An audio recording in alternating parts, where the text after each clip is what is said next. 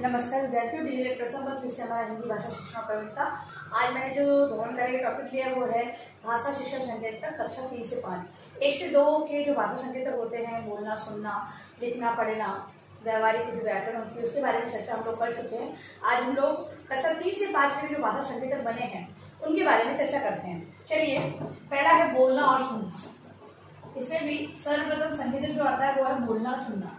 बोलना सुनना से संबंधित इन भाषा संकेतों का प्रयोग भाषा के शिक्षण के अंतर्गत किया जाता है। तो पहला है इसमें दूसरों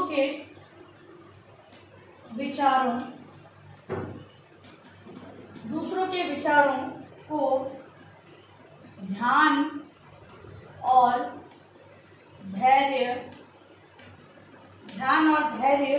के साथ सुनकर समझना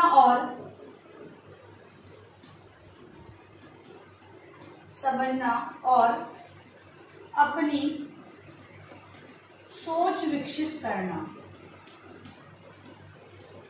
ठीक है, पहली चीज ये आती है इसके अंदर कि दूसरों के विचारों को, कक्षा 3 से 5 के जो बालक होते हैं वो दूसरे के जो भावना विचार होते हैं उनको ध्यानपूर्वक सुने और धैर्य से सुनते हुए समझकर उसमें सोच विकसित करें कि कहा क्या जा रहा है, किस विषय वस्तु के बारे में चर्चा की जा रही है, ऐसी जानकारी होती है। फिर है किस्से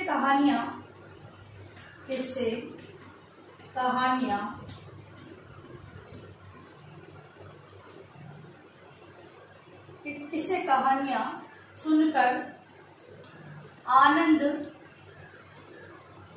प्राप्त करना। किसी भी प्रकार के अगर कोई किस्से सुनाई जा रही है, कहानियां सुनाई जा रही है, उनको सुनकर आनंद की अनुभूति करना कक्षा 3 से 4 के बालकों में विकसित होता है। यानी वो कहानियों को सुनकर भी आनंद प्राप्ति करते हैं और तथा कहानियों को बोलकर भी आनंद की प्राप्ति उन्हें होने लग जाती है।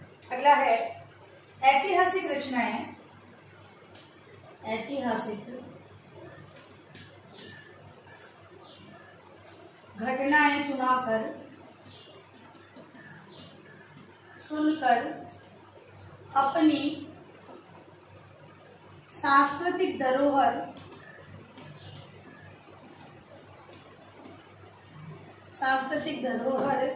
के बारे में जानना। मतलब कि ऐतिहासिक जो घटनाएं हैं उनको सुनकर अपनी सांस्कृतिक धरोहर के बारे में जानना, क्योंकि अध्यापक है और ये कहीं पाठ्यक्रम में भी ऐसी चीजें निहित होती है जिससे कि बालक है अपनी जो सांस्कृतिक जो धरोहर है उसको उनकी रक्षा करना, उससे संबंधित अच्छी बातों को समझना। वो सीख जाते हैं कि अपनी संस्कृति को और आगे प्रचार प्रसार किस प्रकार करवाया जाए जिससे कि हमारी संस्कृति है वो आगे बढ़े तथा उसके विकास के अंतर्गत हम लोग किन चीजों को अपना सकते हैं। ये सारी चीजें बालकों के अंतर्गत सुनने तथा सुनाने की भावना उत्पन्न होती है। अगला है नए शब्दों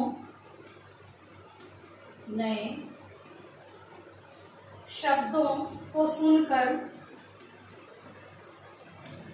उनके अर्थ समझना। मतलब कि क्योंकि देखिए 1 से 2 कक्षा में जो हमने बोलना और सुनने संबंधित जो बातें पढ़ी थी वो सारी बातें अब यहाँ पर विकसित हो चुकी है।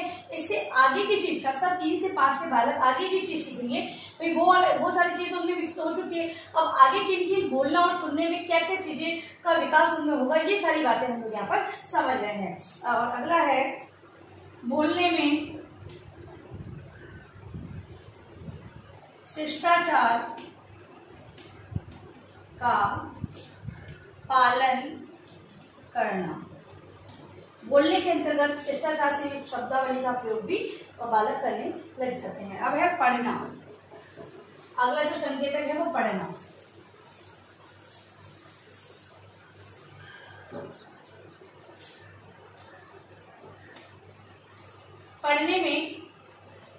पढ़ने के प्रति रुचि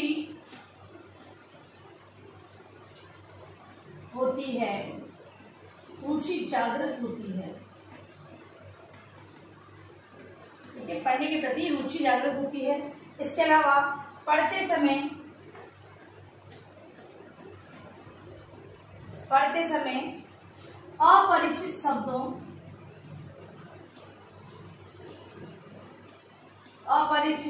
का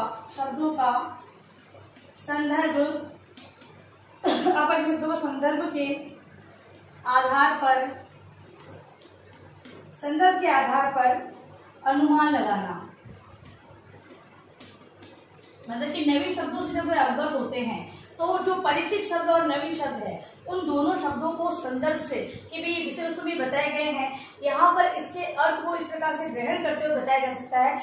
ऐसी जो शक्ति का विकास बालकों के अंतर्गत हो जाता है। तो पढ़ने के अंतर्गत वो परिचित शब्दों के संदर्भ को जोड़ते हुए पढ़ना प्रारंभ कर देते हैं। फिर है पुस्तकालय संबंधी सक्रियता का होना।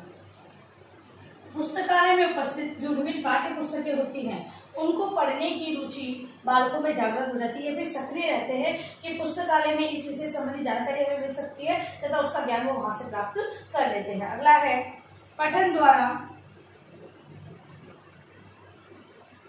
ज्ञान प्राप्ति एवं आनंद प्राप्ति में समर्थ होना। पठन के द्वारा विभिन्न प्रकार की ज्ञान से संबंधित जानकारी है वो प्राप्त करता है तथा पढ़ने में भी आनंद की अनुभूति बालकों के अंतर्गत होने लग जाती है। फिर है नए शब्दों के अर्थ शब्दकोश में ढूंढना। लेकिन इन शब्दों के अर्थ नहीं मिल रहे हैं, उससे संबंधित जानकारी उन्हें प्राप्त नहीं होती, क्या करेंगे बालक? उनके अर्थ शब्दकोश में, यानी इनके अंदर ये समझ विकसित हो जाती है कि इन शब्दों के अर्थ हमें शब्दकोश में मिल जाएंगे।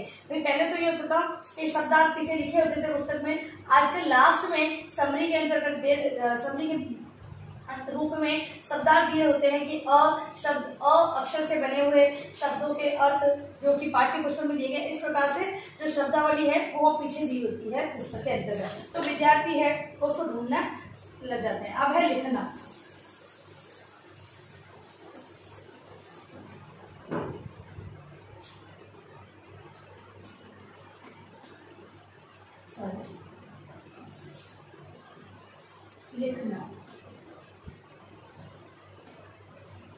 लिखने के अंतर्गत स्पष्टता के साथ लिखना।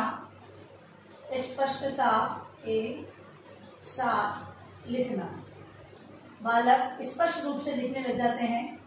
इस जो समय अवधि होती है 3 से 5 कक्षा की, उसमें वो स्पष्ट रूप से लिखना प्रारंभ कर देते हैं। फिर है प्रश्न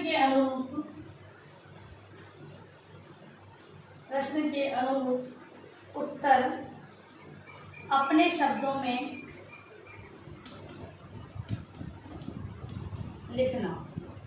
बालकों में ये समझ भी विकसित हो जाती है कि प्रश्न का उत्तर है वो अपने शब्दों में किस प्रकार लिखा जाता है, वो लिखने प्रारंभ कर देते हैं। फिर है आत्म अभिव्यक्ति के साथ लिखना या आत्मविश्वास के साथ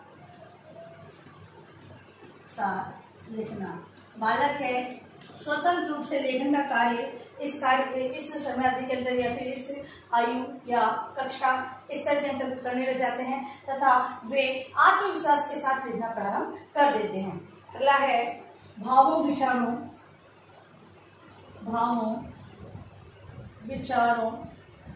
अनुभवों व चिंतन को अपने शब्दों में लिखना। अगला है कि जो बालक होते हैं अपने भावनाओं, विचारों, अनुभवों को अपने शब्दों में व्यक्त करके लिखना प्रारंभ इस कार्यकाल में वो कर देते हैं। अगला है विषय के अनुसार विचारों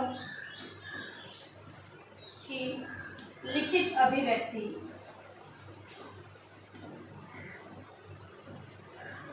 करना। जो बालक होते हैं वो अपने विचारों के अनुसार जो लिखित रूप में अभिव्यक्ति करने की क्षमता इनमें हो जाती है। मतलब विषय, जो भी विषय दिया है, मतलब कि ये हो सकता है कि इस आयु के जो बालक होते हैं, विद्यार्थी होते हैं, उनमें लिखने की इस प्रकार की क्षमता हो जाती है कि मान लो अगर कभी कोई किसी टॉपिक अचानक से दे दिया जाए, तब भी वो अपने अनुसार किस प्रकार उसको विषय वस्तु को अभिव्यक्त करना है लिख कर, वो सारी समझ उनके अंदर विकसित हो जाती है। तो इस प्रकार से हम लोगों ने आज जो भाषा संकेतक के अंतर्गत बोलना, सुनना, पढ़ना और लिखना समझा है दोहरान कार्य में, इसी को आप प्रश्न के रूप में लिखें तथा इसका उत्तर अपनी उत्तर पुस्तिका में लिखेंगे। तो भाषा शिक्षण संकेतक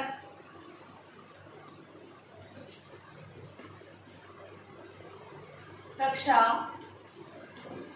3 से